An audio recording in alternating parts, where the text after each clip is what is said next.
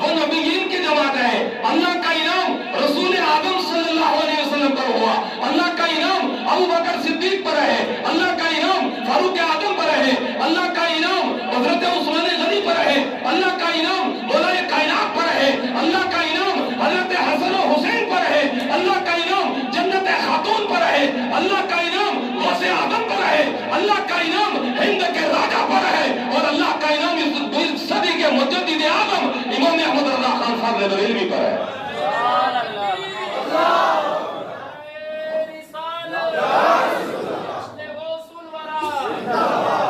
انعام والے لوگ ہی ہیں، تو پتہ یہ چلا کہ اللہ کا انعام اولیاء اللہ پر ہے۔ اور یہاں مجھے کہنے دو، اللہ کا انعام ناگا باجی صاحب پر ہے، اللہ کا انعام عبدالدین لاڈلی صاحب پر ہے، اللہ کا انعام بابا غلام شاہ بادشاہ پر ہے، اللہ کا انعام بابا چھوٹے شاہ بادشاہ پر ہے، اللہ کا انعام ان تمام اولیاء اللہ پر ہے جن کا دامن ہم تھم ہوئے ہیں، جن کی چھاؤں کے نیچے ہم جو ہے جلوہ بار ہیں۔ لہذا اولیاء اللہ وہ ہیں جو سچے لوگ ہیں، جو انعام والے ہیں۔ اگر تم ان کے ساتھ رہو گے تو تم کیا ہوگا، تمہارا ایمان کا خزانہ بچے گا، تم یہاں بھی کامیاب ہو وہاں بھی کامیاب ہو۔ اور اگر تم ان لوگوں سے کٹ گئے، ہٹ گئے، دور ہو گئے تو تم کہیں پر کامیاب ہونے والے نہیں ہو۔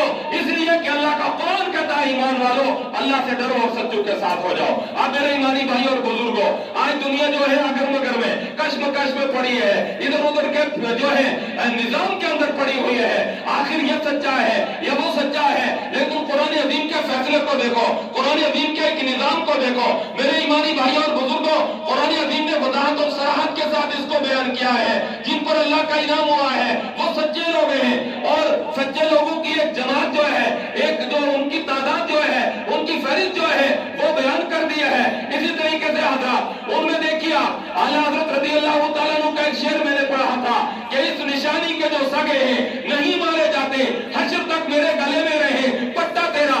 گویا اعلیٰ حضرت امام احمد رضا بتانا چاہ رہے ہیں اور لوگوں، اور یہاں تو میں آپ کو بتاؤں حضرات یہ نشانی کیا ہے کہ اس نشانی کے جو سگے ہیں نہیں مارے جاتے۔ نشانی کا معنی میں آپ کو بتاؤں، اور سگ کہتے ہیں عربی کے اندر اس کو، فارسی کے اندر کتے کو کہتے ہیں۔ اور سگ کی مثال دے کر کے کہا امام احمد رضا ارشاد فرماتے ہیں لوگوں نشانی جو ہے وہ یہ ہے کہ غوث اعظم کی غلامی کا پٹا اگر کسی کے گلے کے اندر پڑ گیا، یعنی غوث اعظم کا غلام جو بن گیا، وہ کہیں پر مارا نہیں جاتا ہے۔ اور یہی بات میں نے کہی تھی کہ سچوں کے ساتھ جو ہونے والے ہیں ان کا یہ ہے کہ وہ دنیا میں بھی کامیاب ہیں اور آخرت کے اندر بھی کامیاب ہیں۔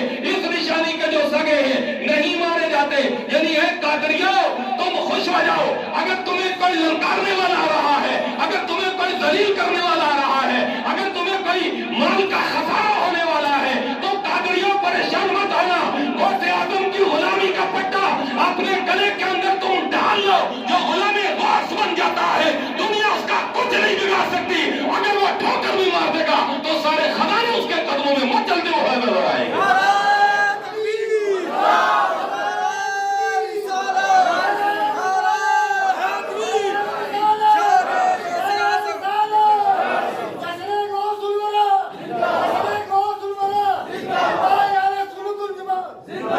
اس نشانی کے جو سگے ہیں نہیں مارے جاتے۔ میرے ایمانی بھائی اور بزرگوں، جب غوث اعظم کی غلامی کا یہ عالم ہے، غوث اعظم کے چاہنے والے کا یہ عالم ہے، غوث اعظم کے ماننے والا کا عالم یہ ہے، غوث اعظم کی سیرت پر چلنے والے کا عالم یہ ہے، تو امام الانبیاء کے غلام کا عالم کیا ہوگا، میرے محبوب کے امتی اور غلام کا عالم کیا ہوگا۔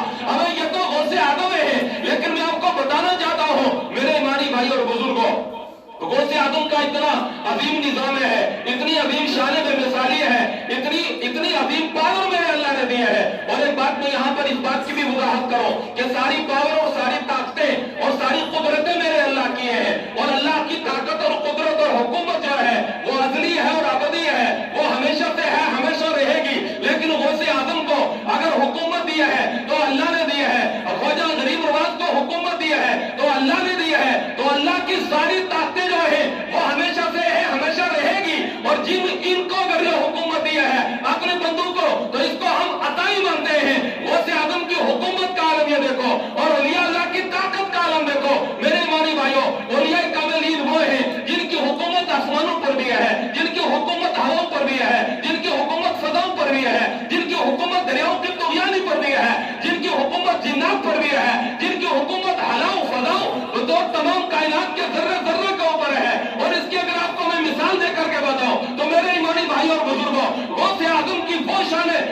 जो है बेमिसाल ذات है। फरमाया दरिया दजला के अंदर तुग़यानी आती है। लोगों ने अर्ज किया, ए अब्दुल कादिर जिलानी, ये दरिया बड़े जोश और खरोश के साथ निकल रहा है, इसकी तुग़यानी जो है, इसका तूफान जो है अपनी हद से बाहर हो रहा है। अब्दुल कादिर जिलानी अपनी पूरी शान क़दरियत के साथ चलते हैं, हाथ में आसा है, अपने आसा लेकर दरिया दजला के बीच में मारा है और मार करके आसा वहां खड़ा करके आवाज दिया है, और दरिया दजला ये आसा जो है ये तेरी हद है, इससे तुझे न ऊंचा होना है न तुझे बाहर जाना है। फरमाया अब्दुल कादिर जिलानी का इतना फरमाना था कि दरिया डौल भी हो गया, कम भी हो गया और अपनी हुदूद के अंदर भी आ गया। मुझे बताओ, यह है हुकूमत गौसे आजम की। और इसी तरीके से ईमानी भाई और बुजुर्गों, हमने ये आपको एक करामत बताई है, लेकिन आओ कुरान अज़ीम की बारगाह में चलते हैं। आपने पढ़ा होगा मलका बिल्किस के बारे में कि मलका बिल्किस जो थी उसका तख्त हजरत सुलेमान अलैहिस्सलाम ने मनवाया है।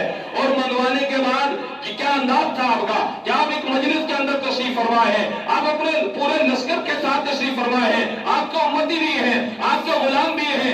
आपने कहा, और मेरे उम्मतियों, मलका बिल्किस यमन से चलकर मुल्क शाम की तरफ आ रही है, मैं चाहता हूं उसके यहाँ पहुंचने से पहले उसका तख्त यहाँ पहुंचना चाहिए। फरमाया कोई है ऐसा जो उसको उठा करके ले आए। एक जिद बोलता है, एक देव बोलता है कि लगा हजरत मैं उठा करके ले आऊंगा, पर इतना जल्दी लाऊंगा जितने जल्दी महफिल बर्खास्त होती है। आपने इरशाद फरमाया नहीं, मुझे इससे जल्दी चाहिए। आप ईमान वालों, यहाँ पर आप एक निजाम देखिए, हजरत सुलेमान अलैहिस्सलाम का, वो नबी है और नबी की निगाह करम को देखिए।